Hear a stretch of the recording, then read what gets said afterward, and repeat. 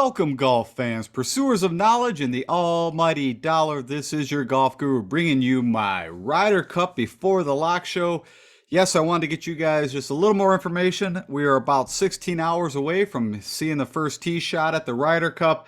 And there were some things that I felt like I kind of missed maybe in the previous show, and just some further information. Now, again, noting that the final pairings will be released. They're having the grand ceremony. I think it starts at 5 o'clock Eastern.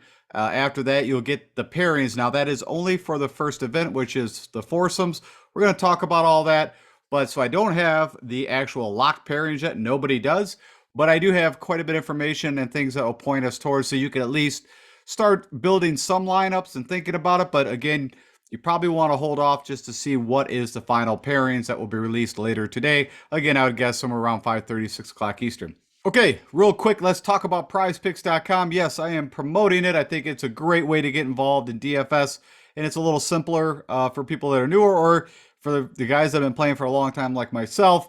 I think it's a better way to 10 times your money in a little more secure way. So long story short, with that said, they actually are running a promotion. If you've not been to PrizePicks.com yet, you need to check it out. And if you do and you sign up, hey, use my promo code GolfGuru. You're going to get a 100% match on your first deposit up to $100. So if you put 50 in, you're getting 50. If you put 100 in, you're getting 100, and so on and so forth. They are not offering anything at this time for the Ryder Cup, which I understand it could be a little difficult to do that. But of course, we do have a football game tonight with the Carolina Panthers versus the Houston Texans. And so I gave these picks out my first show, but I'm just giving them again, just in case you're new. Who I've went with, and I've went with the lock-in 4 pick, which gives you the 10x multiplier. I've got Brandon Cooks because literally, they got the new quarterback that's going to be playing tonight, the rookie out of Stanford, Mr. Davis Mills. He's going to have really one main target, and that is going to be Brandon Cooks. So I took the 5.5 receptions that he will get. So he needs to get 6 to hit that one. Of course, DJ Moore has been a huge target, of course, along with Robbie Anderson, but DJ Moore has been running more of that slot routes. So again, I need to get him to get 6 receptions to beat that number. And then kind of my 2 locks for this, if you want to just play 2 guys, I think these are the 2 guys you should go with. Christian McCaffrey needs to get 1 touchdown, and you've hit that guy. And then Sam Darnold needs to get over 6.5 yards rushing. So if he gets 7, you're gold. And literally the one thing, I think Texas has somewhat a decent defense and is going to flush Sam Darnold out. And Sam will use his legs, so I really like that. All right, let's talk about the Ryder Cup again. As mentioned, we are getting so close. I'm amped. I'm sure you are. And what I want to talk about is just quickly the schedule. I didn't really go into this specifically, but they are starting out in foursomes. And what you're looking at is, of course, you have 12 players on each side. Only 8 players will be playing in these first 4 matches. What I mean by that is, so for foursomes, you're going to have 8 U.S. players. You're going to have 8 Euro players. And, of course, for 4-ball, it's going to be the same thing. Now, I've been always used to calling it alternate shot for foursome. So that's, I hit a shot, you hit a shot, I make a putt, so on and so forth. And then also best ball, you'll hear a call for 4-ball. That means, you've got 2 U.S., 2 European players playing, and they are playing their own ball, and whoever has the best score is what they're going to go with on the card. So that's what's going to happen for Friday and Saturday. And I just want to clarify this. So you've got 4 players that are going to be sitting from the USA side at any time during this, and same with the European side. And that's crucial because what we have to identify are who are the guys who are going to play all 5 events. And there's going to be guys on each team that play all 5 events.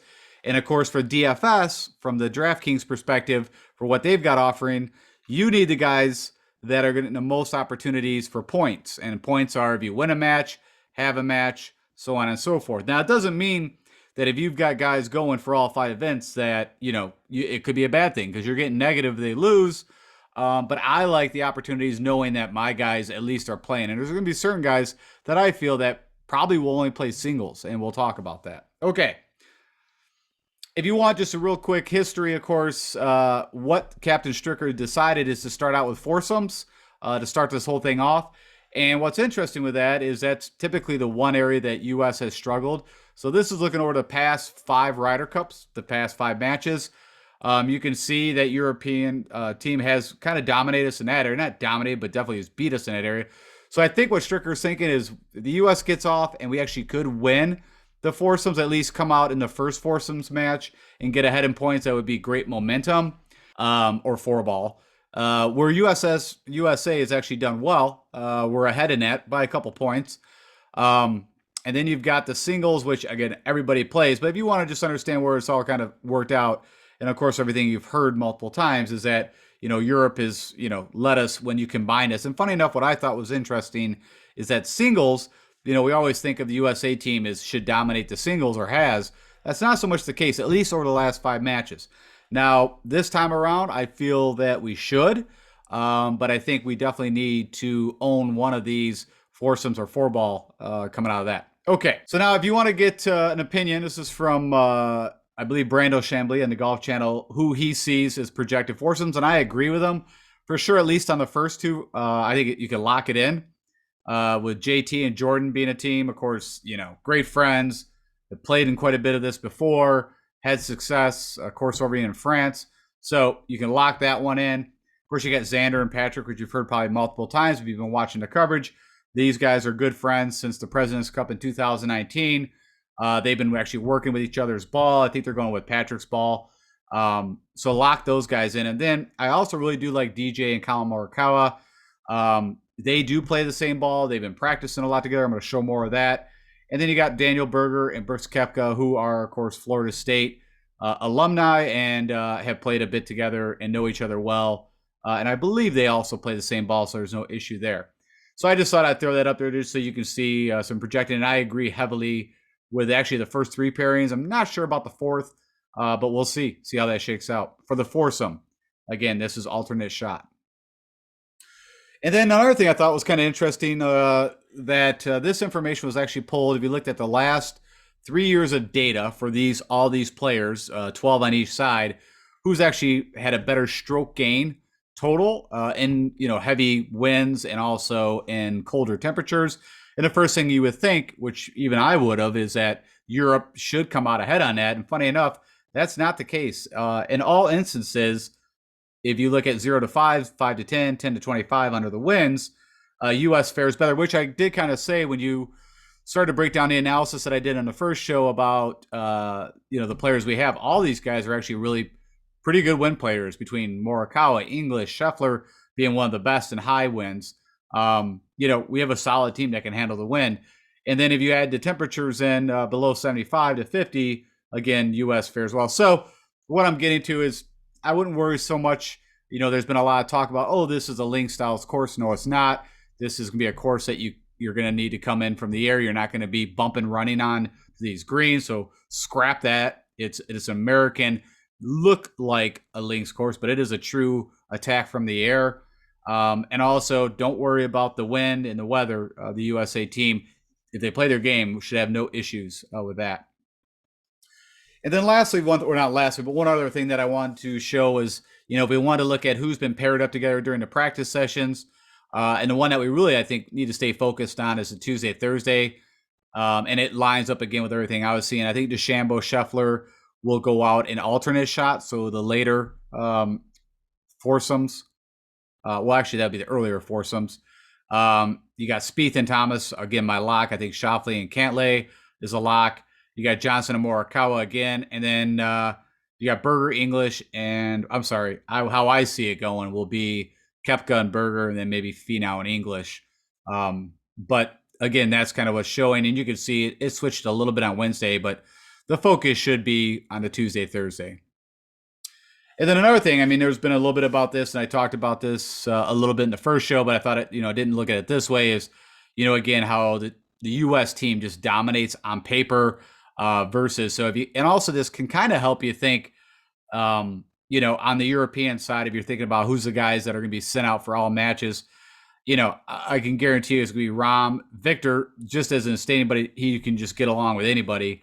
Rory, I'd say those top three, and Casey, and I'm going to get more into that. And then, of course, we dominate over here, and rankings is, we're like top 9 versus on average around 30. So again, just something for you to look at. I think, Bernd Wiesberger, you're looking at, they could shock me.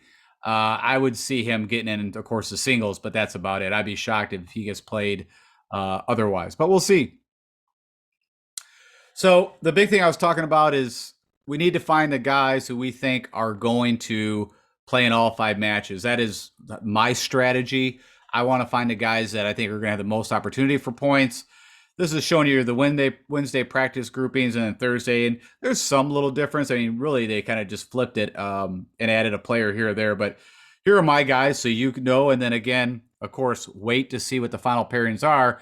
But even when we get that final pairings for the first foursomes, that doesn't mean things are not going to change. They're going to change. So I'm going with all the information that I've seen and known from all different angles, and finally kind of came up with the guys that I'm going to be using as my core group to build the DraftKings lineups. And again, this is all DraftKings focused.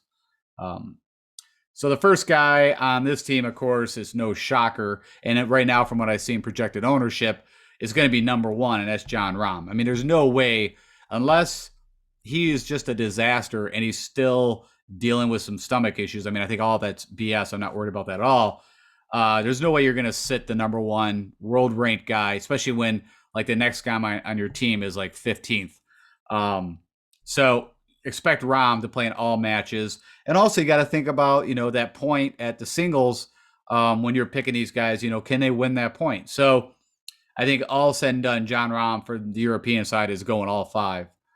The next guy is Rory, and there's been some conversations, but his experience, and again, he's literally your second, you could argue, second best player on the team.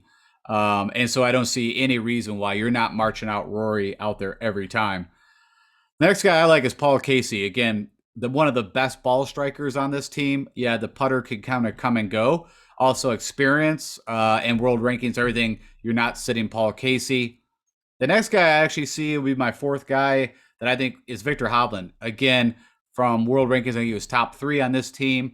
But just overall, I mean, you could literally make an argument that it goes Jon Rahm and Viktor Hovland from the last year of play, the best players on this team. And also, again, very, very easy to pair with anybody. So I see Viktor getting out in everything. Even though he is a rookie, they're going to, probably pair him up. It wouldn't shock me with John. They're going to probably pair him up with Rory. I think even these two make an interesting pair where you just have a dominant ball striking pair. And, if one of them's putting, it could be a dynamic duo.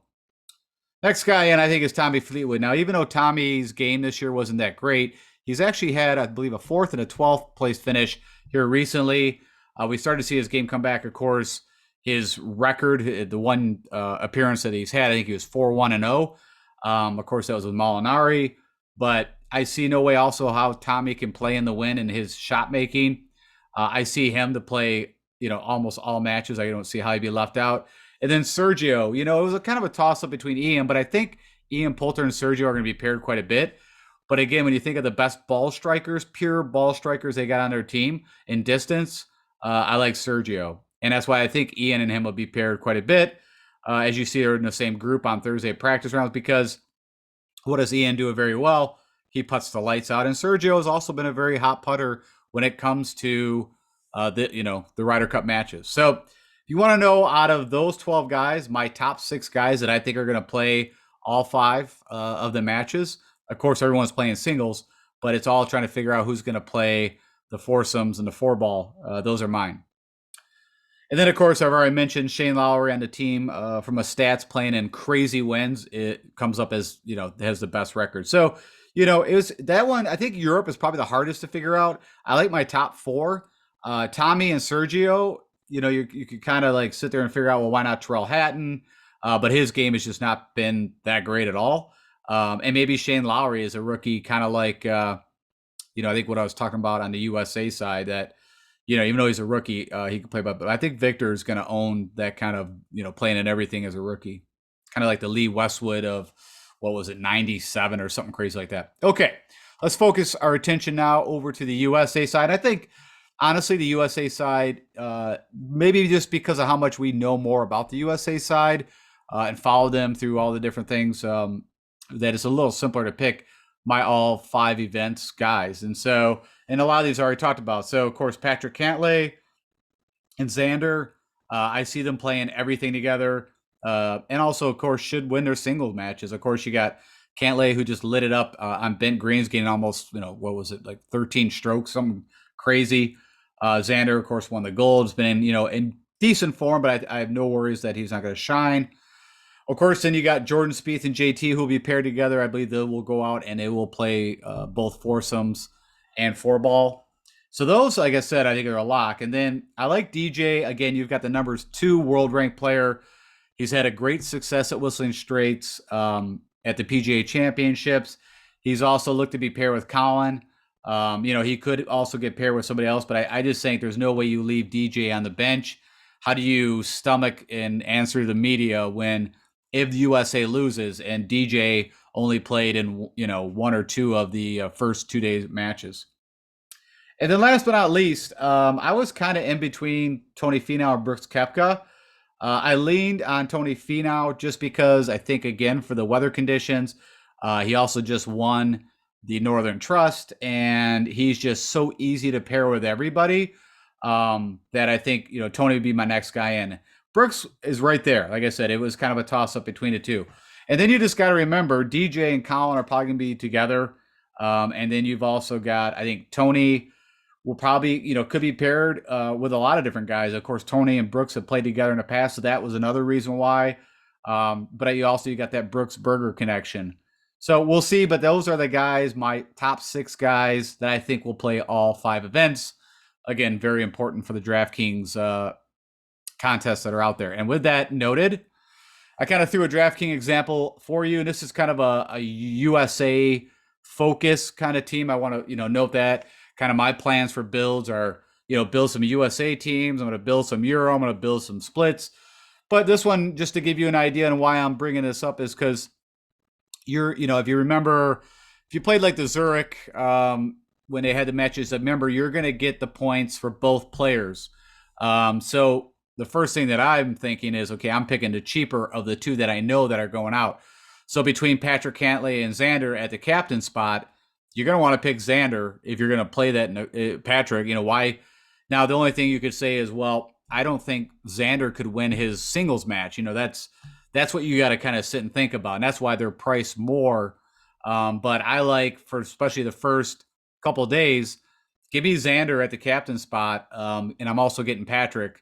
So both of their points are combined, right? I mean, of course, as a team, they're going to be going to a point. But even from a singles perspective is the only time that's going to change. Same with like Jordan Spieth and JT. I'm going to pick Jordan Spieth because I'm going to get, for the first 2 days, both their points if they make points.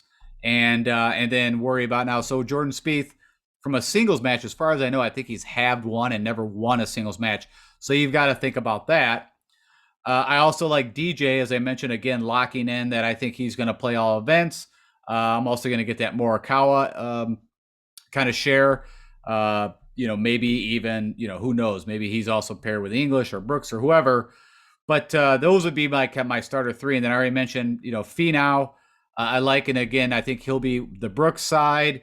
You could even maybe with Finau, they haven't talked about this yet, but could be even a Bryson. But that's why I put Scheffler in, is to get that Bryson shares on the alternate shot. I'm almost 100% sure that from a foursomes alternate shot, that is what Bryson's going to be doing. He is not going to play 4-ball. That's my thoughts, and I think that's everything that's been, and it makes total sense. But I have no, or maybe I'm flipping that around. Alternate shot is not where we'll probably see Bryson, but on 4-balls. So that's best ball. And the reason why is you put him with Scotty Scheffler, someone that's just steady Eddie, and then he can just go nuts and go. And right, it's all about birdies, everything about this. Then last but not least, I put in Paul Casey, because at that price tag, when you get down to that, building that kind of team, I want someone, again, that I think is going to be there every time. So that just gives you an example, again, just to get your brain thinking. If you don't understand how this is going to work, that was my explanation, so you get it in the most simplest way. Okay, with that said, that's it. That's all I have for you. Again, from a weather perspective, how I see it, there's really nothing to watch, right? I mean, I don't know if they're going to do any showdown, but everything that I've seen offered, again, for what I've seen, you're locking in these teams for 3 days. And so with that said, again, wait till you get the final pairings, which should be out, as I said, around 6 o'clock Eastern. And I'm curious how I did. That's why I'm putting this out now, because to give you some time to get the brain going and start thinking. But yeah, check those final pairings. But again, just remember that final pair is only for the first event, that first foursomes event, and then anything could happen depending on how it goes. All right, guys, I'm super psyched. I'm sure you are. I can't wait. Look forward to talking to you guys next week when we talk about Sanderson Farms. But I wanted to put this out because I thought there was a few more little details that I could have added and didn't want to miss. All right, guys. And again, remember, go check out PrizePicks. I got Thursday Night Football. Try my picks. I've been, from a football perspective, 1 for 1. And my picks on golf, I think it's 2 out of 3, if I remember correctly. And if I can help you guys, if you have any questions on this, hit me up on YouTube comments. Hit that subscribe button, by the way. Still trying to get to that 1,000 subscribers. We're getting close. Or hit me up on Twitter. All right, guys, take care.